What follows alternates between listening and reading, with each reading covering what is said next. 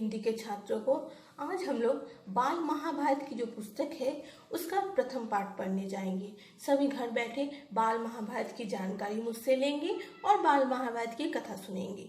पहला चैप्टर हमारा है, पहला पाठ महाभारत कथा, जिसमें महाभारत का संक्षेपण दिया हुआ है और उसके बाद हम लोग हर पात्र से, महाभारत के जितने भी पात्र हैं, क्रम अनुसार अवगत होते जाएंगे। तो आइए पढ़ते हैं पहला पाठ, महाभारत कथा। महाभारत कथा। महाभारत की कथा महर्षि पराशर के कीर्तिमान पुत्र वेदव्यास की देन है। व्यास जी ने महाभारत की ये कथा सबसे पहले अपने पुत्र शुकदेव को कंठस्थ कराई थी और बाद में अपने दूसरे शिष्यों को।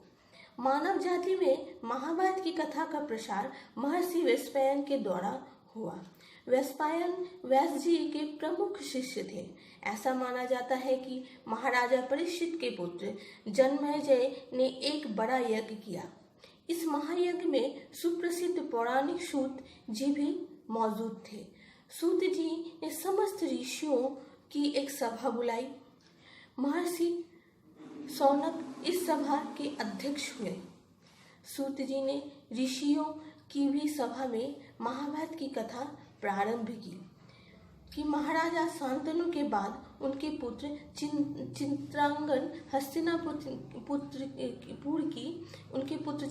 हस्तिनापुर की गद्दी में बैठे। उनकी काल मृत्यु हो जाने पर उनके भाई विचित्रवीर्य राजा हुए। उनके दो पुत्र हुए, धृतराष्ट्र और पांडु। बड़े बेटे धृतराष्ट्र जन्म से ही अंधे थे, इसलिए उस समय की नीति के अनुसार पांडु को गद्दी पर बैठाया गया। पांडु ने कई वर्षों तक राज्य किया। उनकी दो रानियां थी, कुंती और माद्री। कुछ समय राज्य करने के बाद पांडु अपने किसी अपराध के प्रायश्चित के लिए तपस्या करने जंगल में गए। उनकी दो रानियां भी उनके साथ ही गईं। वनवास के समय कुंती और माद्री ने 5 पांडवों को जन्म दिया। कुछ समय बाद पांडु की मृत्यु हो गई। 5 अनाथ बच्चों का वन के ऋषि मुनियों ने पालन पोषण किया और पढ़ाया लिखाया। ये युधिष्ठिर 16 वर्ष के हुए तो ऋषियों ने 5 कुमारों को हस्तिनापुर ले जाकर पितामह भीष्म को सौंप दिया। 5 पांडव बुद्धि से तेज और शरीर से बली थे। उनकी प्रखर बुद्धि, मधुर स्वभाव ने सबको मोह लिया था।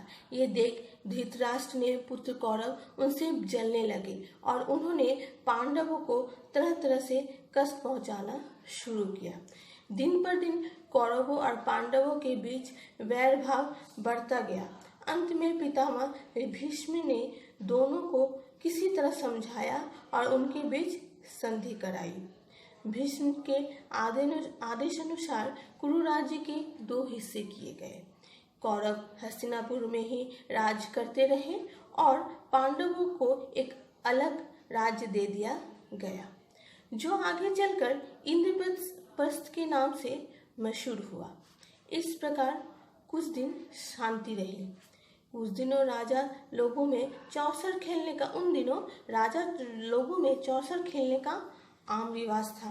राज्य तक की बाजियां लगा दी जाती थी। इस रिवाज के मुताबिक एक बार पांडवों और कौरवों ने चौपड़ खेला। कौरवों की तरफ से कुटिल शकुनी खेला। उसने युधिष्ठिर को हरा दिया। इसके फलस्वरूप पांडवों का राज्य छिन गया और उनको 13 वर्ष का वनवास भोगना पड़ा। उसमें एक शर्त ये भी थी कि 12 वर्ष के वनवास के बाद 1 वर्ष अज्ञातवास करना होगा। उसके बाद उनका राज्य उन्हें लौटा दिया जाएगा। द्रौपदी के साथ 5 पांडव 12 वर्ष वनवास और 1 वर्ष का अज्ञातवास में बिताकर वापस लौटे, पर लालची दुर्योधन ने लिया हुआ राज्य वापस करने से इनकार कर दिया। अतः पांडवों को अपने राज्य के लिए लड़ना पड़ा। युद्ध में सारे कौरव मारे गए। तब पांडव उस विशाल साम्राज्य के स्वामी हुए। इसके बाद 36 वर्ष तक पांडवों ने राज्य किया और फिर अपने पोते परीक्षित को राज्य देकर द्रौपदी के साथ तपस्या करने हिमालय चले गए। ये है महाभारत कथा का संक्षेपण। बच्चों, बच्चों, आप लोगों ने महाभारत की कथा सुनी। आप लोगों में महाभारत की कथा के सभी पात्रों में रुचि बढ़ाने के लिए मैं आज एक कविता आप लोगों को सुनाऊंगी, जिससे आप लोगों में महाभारत की कथा को जानने एवं उनके सभी पात्रों को जानने की उत्सुकता हो।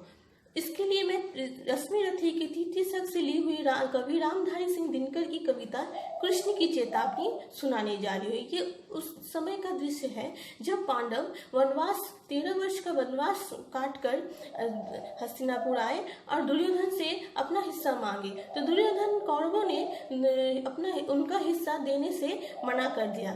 तो श्री कृष्ण पांडवों के दूत बनकर आए और कौरवों से वाक्य युद्ध हुआ। इसी पर आधारित है हमारी आज की ये कविता। सुनिए।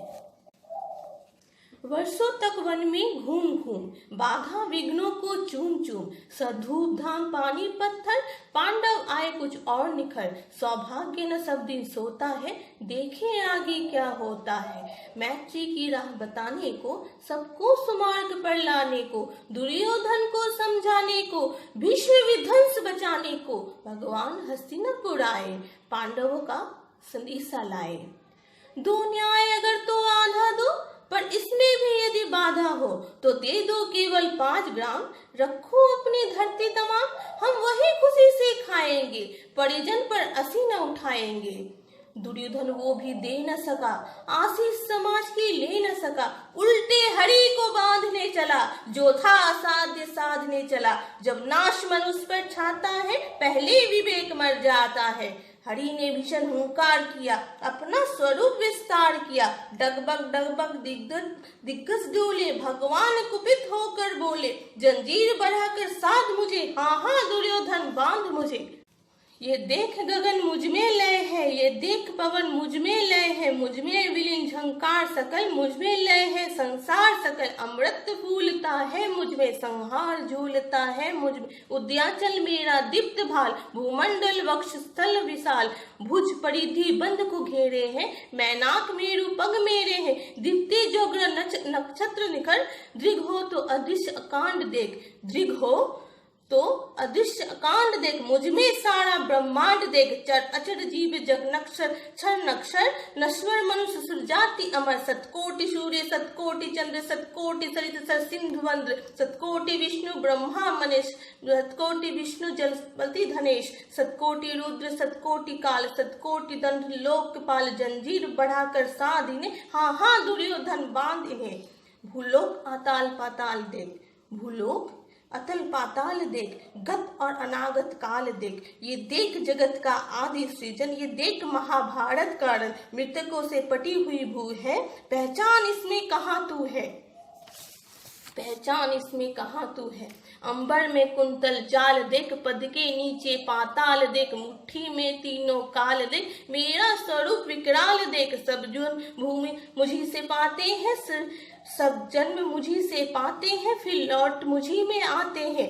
जीवा से करती ज्वाल सघन, सांसों में पाता जन्म पवन, पर जाती मेरी दृष्टि जिधर हंसने लगती है सृष्टि उदय। मैं जब भी मूंदता हूँ लोचन, मैं जब भी मूंदता हूँ लोचन, बांधने मुझे तू आया है, जंजीर क्या बांधने मुझे तो आया है, जंजीर बड़ी क्या लाया है। यदि मुझे बांधना चाहे मन, पहले बांध अनंत गगन, सोने को साध ना सकता है, वो मुझे बांध कब सकता है। हित वचन नहीं तूने माना, मैत्री का मूल्य ना पहचान, तो ले मैं भी अब जाता हूँ, अंतिम संकल्प सुनाता हूँ। याचना नहीं अब रण होगा, जीवन जय या कि मरण होगा, टकराएंगे नक्षत्र बरसेंगे, भू पर वर्णी प्रखर, फंसेश नाग का डोलेगा, विकराल काल मुंह खोलेगा, दुर्योधन रण ऐसा होगा फिर कभी नहीं जैसा होगा। भाई पर भाई टूटेंगे, विषमान मूंद से छूटेंगे, वायस श्रृंगार सुख लूटेंगे, सौभाग्य मनुष्य के फूटेंगे, आखिर तू भूषाई होगा, आखिर तू भूषाई होगा, हिंसा का पर्दाई होगा। थी सभा सन्न या लोग डरे, चुप थे या बेहोश पड़े, केवल 2 नर नाघाते थे, धृतराष्ट्र विदुर सुख पाते थे, कटजारे खड़े मुद्रित निर्भय, दोनों पुकारते थे जय जय। महाभारत की उस रण की कथा जहाँ से महाभारत का युद्ध हुआ, ये कविता सुनने से मैं आशा करती हूँ महाभारत के सभी पात्रों को जानने में आप लोगों में उत्सुकता बढ़ेगी एवं महाभारत कथा को सुनने की इच्छा जागृत होगी। नमस्कार बच्चों।